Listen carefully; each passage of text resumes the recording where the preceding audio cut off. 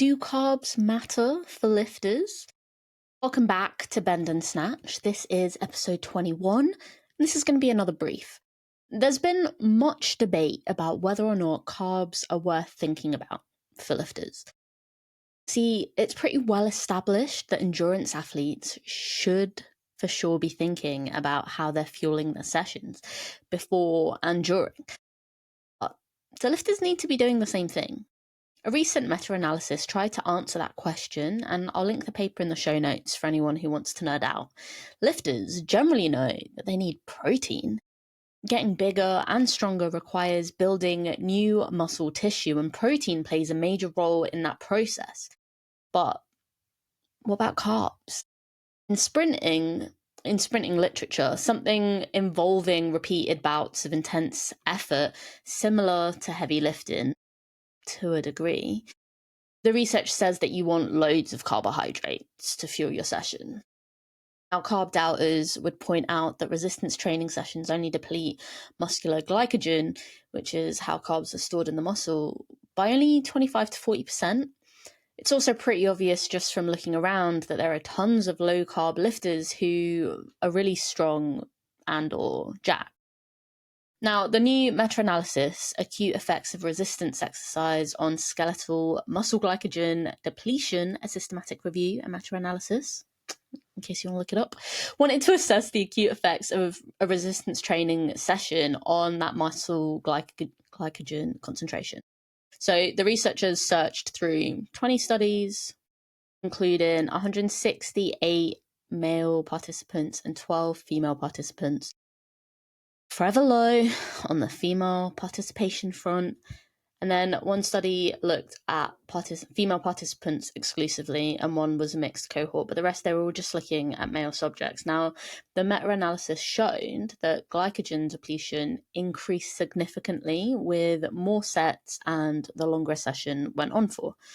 For lifters, carbs probably start to matter more the leaner you get. So lower carb diets mean less glycogen stores in the muscle, which means less energy to try hard and also less reserves to call upon for that extra little push. Lower body fat also means less energy to try hard. So when combined, sessions start to feel a bit harder, which means if you're a bodybuilder, maybe it doesn't matter all that much, but if you're a weightlifter, you need to be able to try hard. Power is a big factor in making a lift, not just strength.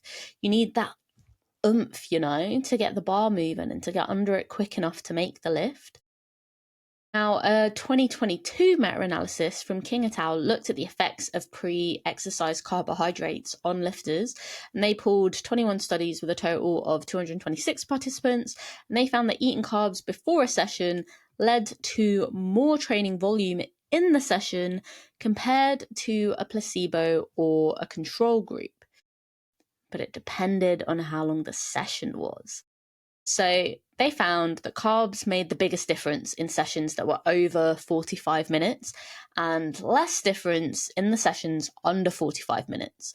Carbs were also more helpful in training protocols involving a greater number of total sets, and also when sessions were preceded by at least 8 hours of fasting. So like morning sessions were better when people had carbs for breakfast rather than no breakfast or no carbs. In both of these meta-analyses, they agreed that lifting does generally induce some degree of glycogen depletion, with more severe glycogen depletion when training sessions are long or they contain loads of sets. For people just going to the gym to do quick 45, 50-minute sessions, probably doesn't matter that much. But most weightlifters, you're going to be doing sessions that are over 45 minutes almost all of the time, probably closer to 90 minutes or even 2 hours. And we're also more likely to be doing higher set protocols. Like I did 18 sets of snatch singles the other day. Most gym goers are probably only doing sets of like 2 to 4. These differences matter when it comes to you deciding what it is that you're going to eat before or during your session. A lot of people can just be in and out of the gym in 45 minutes, and if that's you, pre-training carbs, they're not a big deal. The only time I'm ever in and out in 45 minutes or less is if I'm just doing cardio, in which case the carbs are still good, or if I'm just doing some accessories like a little bro sesh, doing some bicep curls. But if you're in the middle of a hard diet and you're training really hard and also eating really low carbs and also spending a lot of time on your feet, you're going to want to think like strategically about where your carbs are going to go. Because if you don't have many to spare, you want them to be the most useful that they can be to allow you to get the most out of all your sessions. So like if you know you've got a big leg day tomorrow and it's high volume and you want to smash it and you don't want to sack it off halfway through, then this is a good time to hit an emergency carb refeed, like big carb dinner, big carb breakfast, hit the gym, let's go. But if you're just like maintaining and you've got a medium hard full body session tomorrow, how many carbs you eat now doesn't really matter all that much. Probably doesn't even really matter all that much in the morning either, especially if it's a quick medium hard session. Again, trying to work out how to be strategic becomes more and more important based on those factors, right? So like, how hard is it?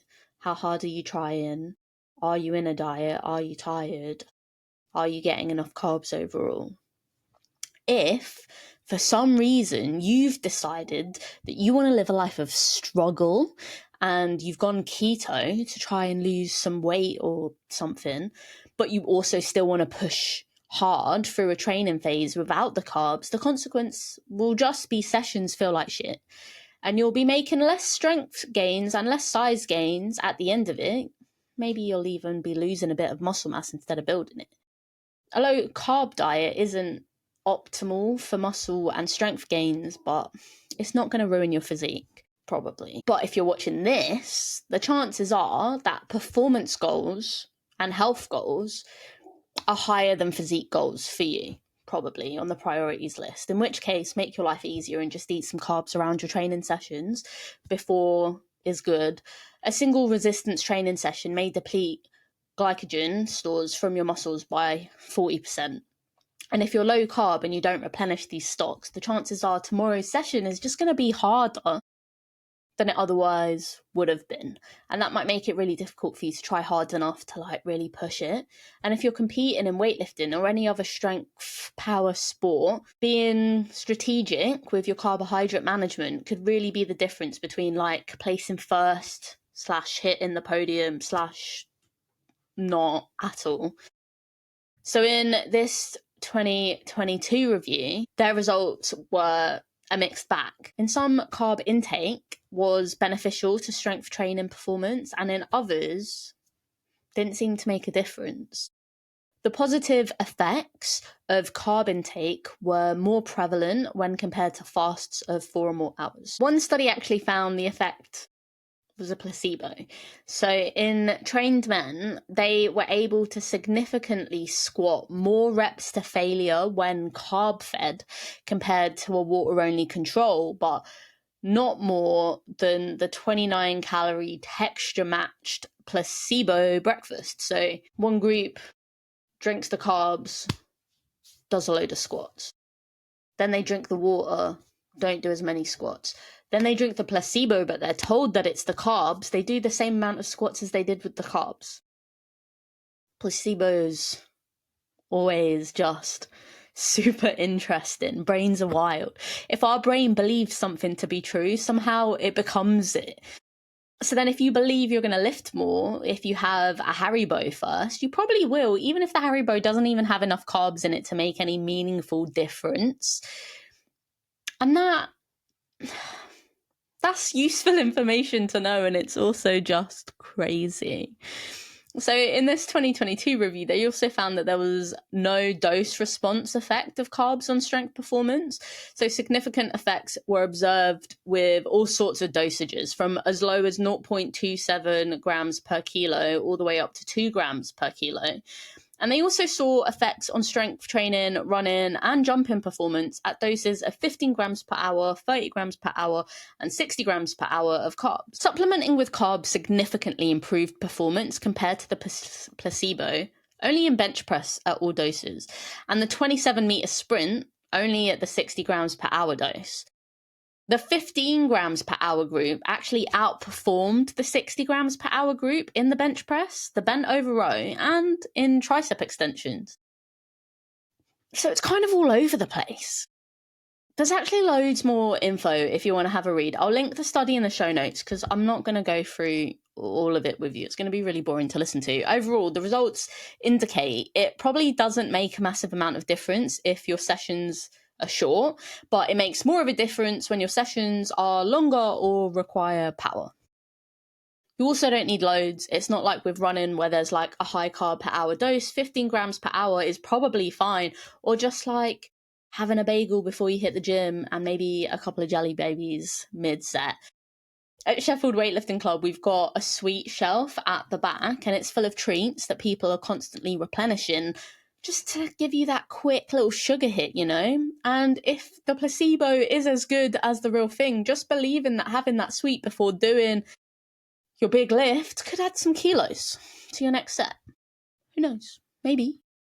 So in conclusion, if you're on a low carb diet or for whatever reason, placing your carb intake strategically around your training sessions will probably make training feel better, and maybe that'll allow you to train harder.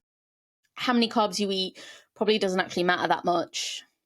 And pre-workout in general might be a bit of a placebo, but if you believe it's helping, then just let it. Maybe having some kind of regular pre-workout snack / drink / routine to get you in the mood will have the same effect as the placebo anyways. You could also just have a coffee. I hope that was helpful. Did I answer the question in the end? Do carbs matter for lifters? Yeah, a bit. If you found this helpful or interesting, please do like, subscribe, follow, etc. And maybe even share the video with a friend. If you've got any questions about strength training and or nutrition, let me know in the comments. Drop me a message. I would love to make more videos for you. See you later.